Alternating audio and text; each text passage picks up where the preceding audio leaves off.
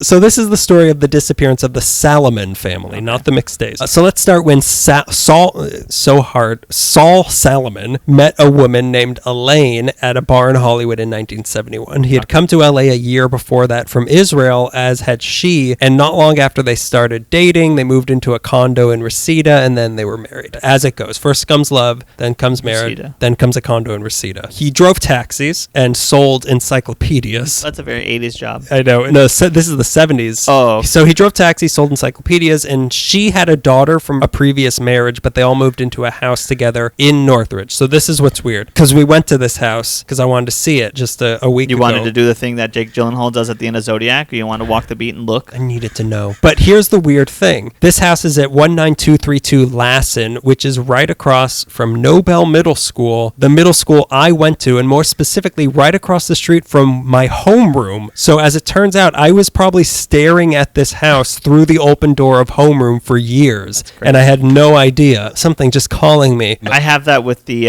apartment where Marion Parker was killed. Yeah, you loved that building, and then you found out. It's very upsetting when you find out these things. Now it's the late 70s, and I'm in middle school. I just bought a tech deck. And I'm super innocent of all crimes. I was in homeroom at the time. So Saul was now 35 years old and owned the Apollo Fire Extinguishers Company, which refilled fire extinguishers.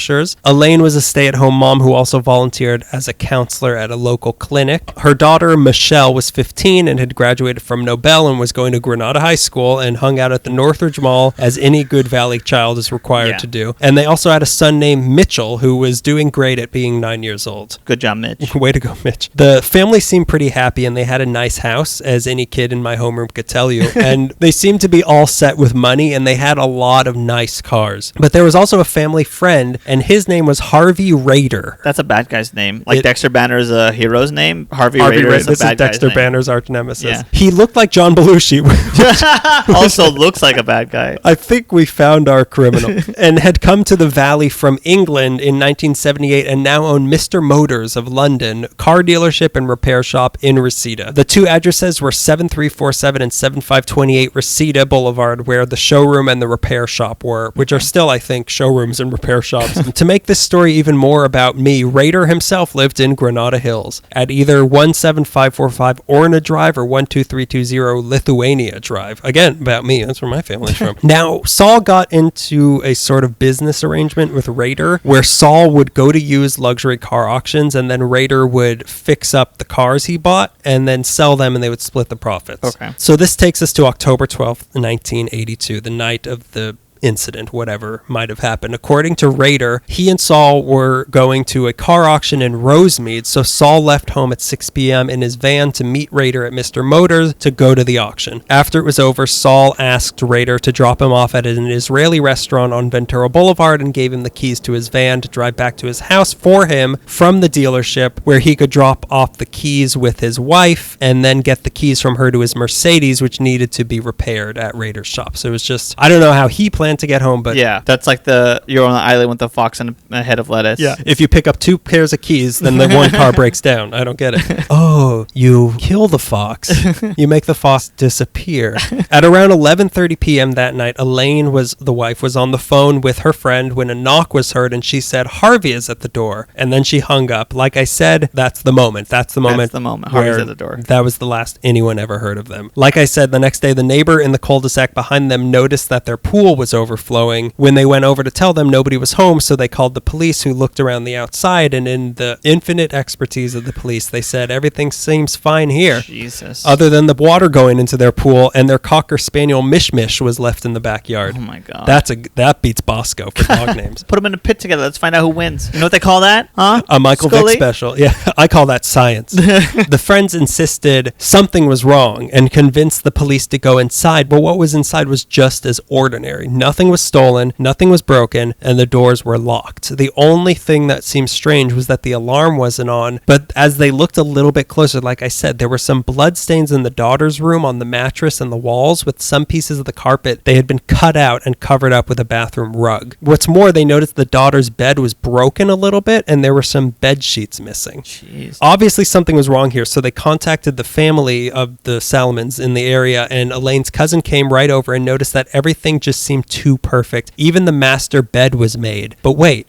Elaine never made the bed, so she would never have done that. Yeah. What was even stranger was that while the cousin was there, the phone rang. It was Rader. She asked him, they're missing. Do you know where they were? And his best guess was that they probably went on vacation. But that couldn't be because they would have told them, and also their bags were all still there. And then things got really weird when he asked her if she knew where the guns were. And she said, what guns? And he said, never mind. I think we have a suspect. John Belushi in the lineup. One day after this, Rader was questioned by the police, who found Saul's Mercedes in the Mr. Motor garage, which Rader explained was there for repairs. But then they also noticed he had scratches all over his hands, which he also explained were from doing the repairs on the car. Your dad was a mechanic. He never came home with scratches. But did he do Mercedes's? Oh, that's the problem scratchiest there. of Yeah, cars. no, the They're scratches so you get from itchy. working on Mercedes. It's that German itchy engineering. So then just 3 days later, on the 17th, a Caltrans worker was working along the Antelope Valley Freeway. He found passports, wallets, and photos belonging to the Salomon family, and it became very clear that something was very wrong, and everything we knew about the Salomon family and Rader got flip-turned upside down. To start, there was more to Rader than it seemed, of course. When he came to the United States, he had said on his application that he had no criminal record. As it turns out, he had actually been convicted of crimes 13 times for things like breaking and entering, armed robberies, including shooting a delivery man, and he had been in prison 9 times in England. Then when he first came to LA, he lived with a friend who was the chauffeur for the Sheikh Mohammed Al Fassi of the Saudi royal family, which I kept reading in my notes as Shrek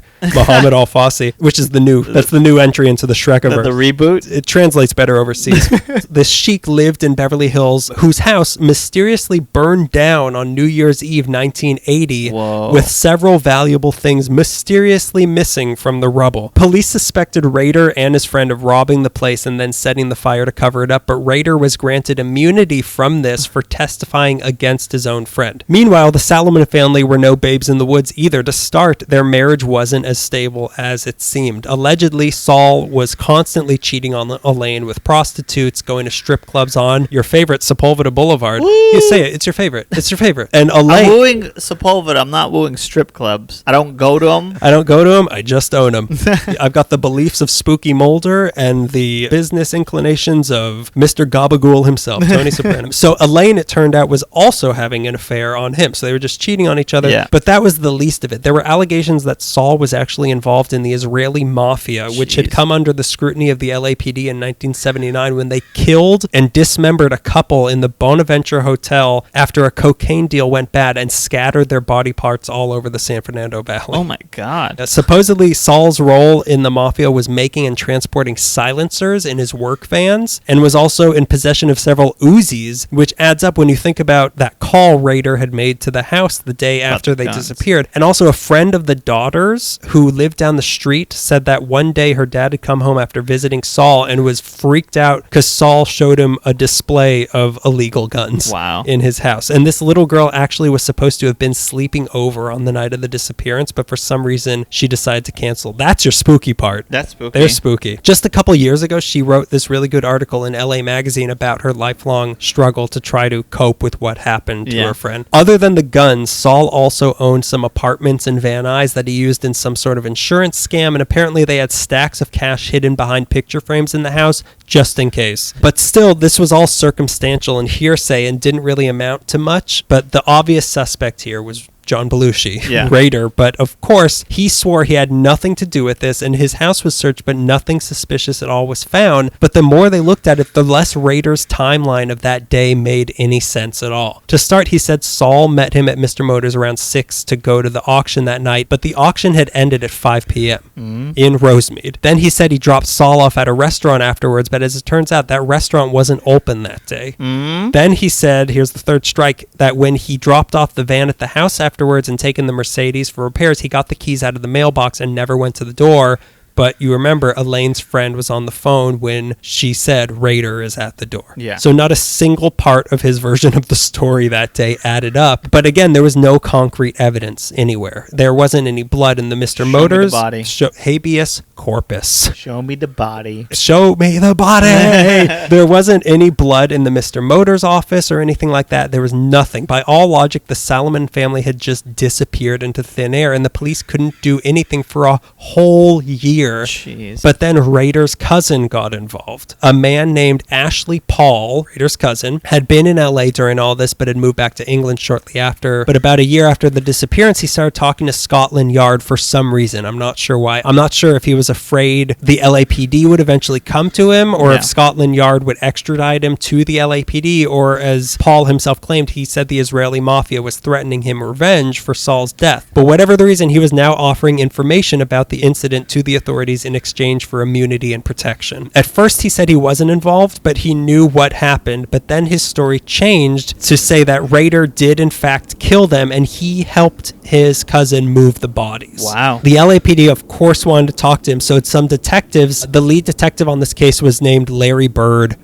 You should know that going forward. I don't want to spring this on you later. The detective's name is Larry I don't mean Bird. to kill the mood, but Larry Bird got involved, and it was a slam dunk case. I hope you know that in my head it's now cast as Larry Bird. Detective Larry Bird. We'll talk about the casting for this later. Some detectives went, Larry Bird included, went all the way to England. He went all the way from downtown to England to convince him to come back to testify, and promised he would have immunity if he did so. In October 1983, he did, and this is what he said happened. Also, I didn't know that the LAPD detectives go international. To solve an LA crime, I imagine they would. I guess so, but like it just feels weird. Like they should be bound by the city limits. Yeah. They shouldn't have European vacations where they also investigate crimes. American detectives, European vacation. Detective European vacation. This is Larry Bird on the Tower Bridge. Slam dunk, Larry Bird. This is what the cousin said. A while before the disappearance, Saul had given Rader a $20,000 loan for his car dealership, but Rader had never repaid it, so Saul was pissed off. Then on the evening of October 12, 1982, Saul stormed into the dealership and went into Rader's office, and in front of Paul, another car dealer named Gerald Baxter, and two unnamed Italian men, demanded the money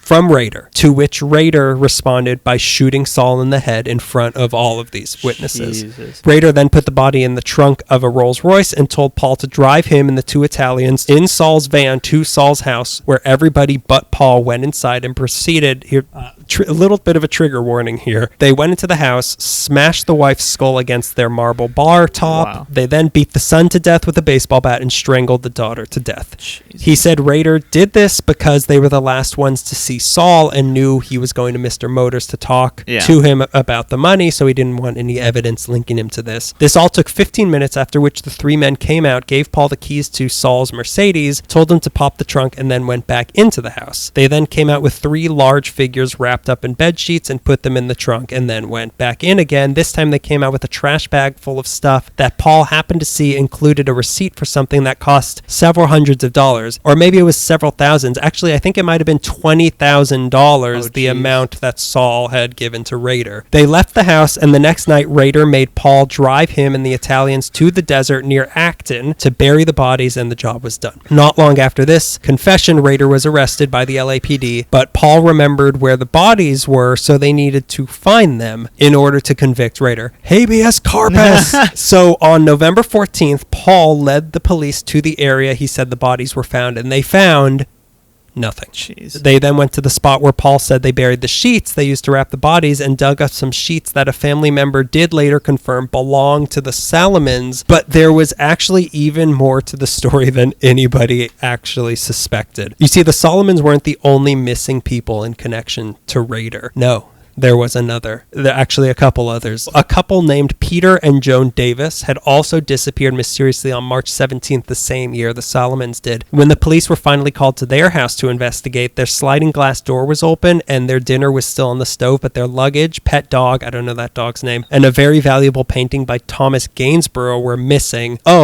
And also Peter and Joan themselves were missing. The only clues they had was their Thunderbird was found parked in a lot at LAX, and some words that Joan had told their son a few weeks earlier that if they ever disappeared, to go to her safety deposit box right away. So this is two families that disappeared within a few months of each other in the same general quiet part of the valley. Yeah. But again, let's look a little bit deeper. Peter was an art dealer, but wouldn't you know it, he was also British. He was also British. And he also lived in Granada Hills, and you'd never believe it. He lived right next door to Paul, the cousin. And boy, the coincidences just keep on coming. Davis happened to have organized crime connections and also sold stolen art. Strangely enough, that Gainsborough painting they had in their home, turns out it had been stolen a decade earlier in Cheshire, England. Here's another coincidence. Davis also sold classic cars, and cousin Paul happened to be one of his salesmen and one of his business partners in the car world, Harvey Rader. Jeez. Cousin Paul divulged the truth of what happened to the Davises as well. He said Rader wanted that painting the Davises had, so he wanted his cousin to help set them up for a robbery to get them arrested, and then he'd take the painting, but the cousin refused. Rader then asked his cousin to come with him to the Davis house to test out a Corvette he was thinking of buying. So they drove around a little, the three of them, and then when they got back into Davis's garage, Rader wanted to show Davis something in the engine, so he took him over and told Paul to rev the engine, and right when he did it, he shot Davis in the head. Paul then ran out of the garage past Davis's wife, who was just coming home, and the next day Rader made him help bury the bodies. Back in 1983, the day after the search in the desert for the Salomons, Paul then led the cops to try to find the Davises, but he said it had been such a rainy night he couldn't remember exactly where they were, other than it was somewhere past Magic Mountain. But guess what? It didn't end there either. No, there was yet another. A couple months before the Davis incident in January 1982, a businessman named Ronald Joseph Adib from Burbank told his family he was going to see a man about a car in, you guessed it,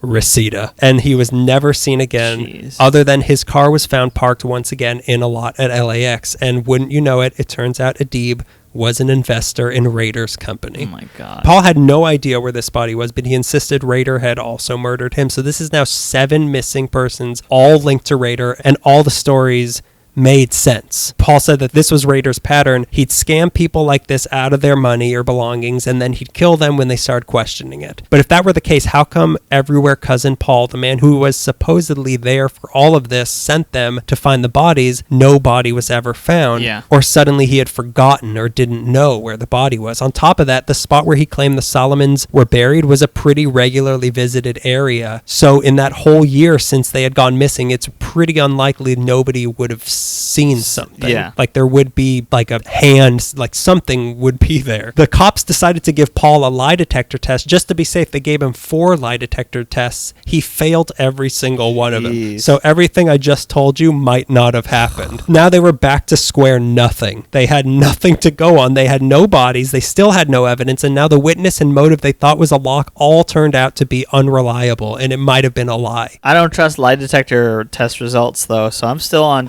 Paul's side. I'm still on the guy who probably helped kill him's side. The man he said was in the office when Saul was shot wasn't actually there, and there actually were never any nameless Italians. He admitted, I made that all up. So there's your there's your reliable witness. So again, nobody knew what happened to the Salomons or the Davises or Adib for that matter. On November 21st, 1983, they were forced to release Rader from custody due to lack of evidence, but the next day they figured maybe we can't get Rader, but this cousin just admitted to aiding in a murder, so let's charge him at the very least. 2 problems. First off, he just failed 4 lie detector tests, so did any of this happen? Second, he had been promised immunity for anything he told them. They tried to revoke this due to some confusion between the terms transactional and use immunity in his contract, but the court said they couldn't because of this terminology, which they claimed the police were using to mislead Paul. Side note, Paul's lawyer here, the woman who would go on to defend Eric Menendez.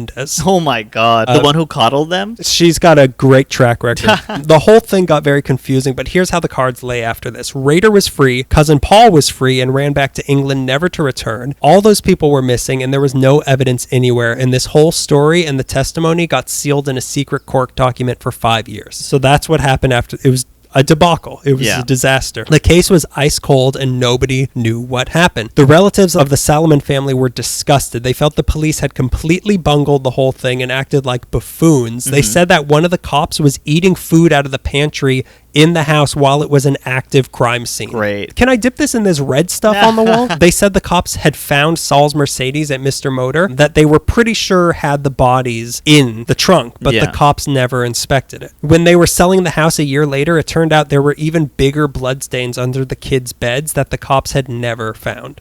Yeah. Hey, don't blame Larry Bird. He went to England to try to solve this thing. It tore the family apart, and since there were no remains, they couldn't even have a Jewish burial for them to get some closure on this. Elaine's mom put out a $10,000 reward for any information, but nobody had any. And in 1985, the courts just gave up as well and pronounced the Salomons legally dead. But then in December 1986, Rader was finally deported for having lied on his immigration papers when he first came to the U.S., but just 3 months after that, he tried coming back into the United States under a fake name. I'm John Belushi, for which he was immediately arrested and sent to state prison. But Detective Larry Bird just couldn't shake this case, and he knew deep down this is a slam dunk. That even though this is a three-pointer. This is a game of horse. That's all I know about basketball. I can't go any further. He knew that even though all the evidence was circumstantial, that Rader had murdered the Salomon family. He was sure of this. He said Rader even looked like a con man from old British movies, quote, right down to the teeth. And Rader coming back into the country and going to federal prison just reignited his quest here. He was sure Rader had planted those passports they found on the side of the road to throw them off of the real trail. And May 13th, 1987, he even had the parking lot of the old Mr. Motors ripped up just to see if there were any bodies down there. There weren't, but for whatever reason, he still felt he had a strong enough case. So the second Rader got out of federal prison in August 1988, he was once again arrested for murder by the LAPD, and this time he was going to court. His first trial began May 6, 1989, and he faced the death penalty, but the jury deadlocked 11-1 because one of the jurors wasn't even sure the Salomons were dead because there's habeas corpus. So this ended in a mistrial. The second trial was on January 4th, 1990, and it lasted 1 day before it ended in a mistrial because of a conflict of interest amongst the lawyers. Then came the third trial in 1992. This time Rader was being represented by, you guessed it, the lawyer who represented Lyle Menendez. I want the other one. Yeah. This person also represented one of the Rampart cops. Oh boy. So their strategy this time was to focus on those doubts that one of the jurors had in the first trial. If there's no body, how can we be sure they're dead? Maybe the Salomons staged their own disappearance. So they brought in 3... Maybe they staged their own blood. Yeah, maybe they just bled a little that day. They brought in 3 dubious witnesses who claimed they saw Saul in Carpinteria a few days after he disappeared, and the strategy worked. There just wasn't enough evidence to convict, despite an employee of Rader's who had asked Rader after the disappearance what he thought happened, and he said, Saul, he found himself a place in the Mojave, 2x2 and 1/2x6. So still not enough evidence. No. And so Rader was acquitted and was never tried again for what happened. What he did do was sell the rights to the story to get a TV movie made with Angela Lansbury playing Elaine's mom. Wow. And Larry Bird as Larry Bird. But that never happened. So the question remains, how hard is it to make a movie in Hollywood? What happened to the Salomons? Are they actually dead? If the bodies are out there in the desert, they were most likely mummified in the sand, so it wouldn't be too hard to find them unless they were thrown in one of the old mine shafts out there. Occasionally, the sheriff's department still looks in that area for any signs, but nothing has ever been found. Or maybe Saul was an intelligence spy for Israel and got called back home. Or maybe the family got taken away by witness protection. But if that were the case, the government wouldn't have allowed Rader to be put on trial for murder in the first place. So nobody will ever know for sure what happened, but let me just say this. Rader did it.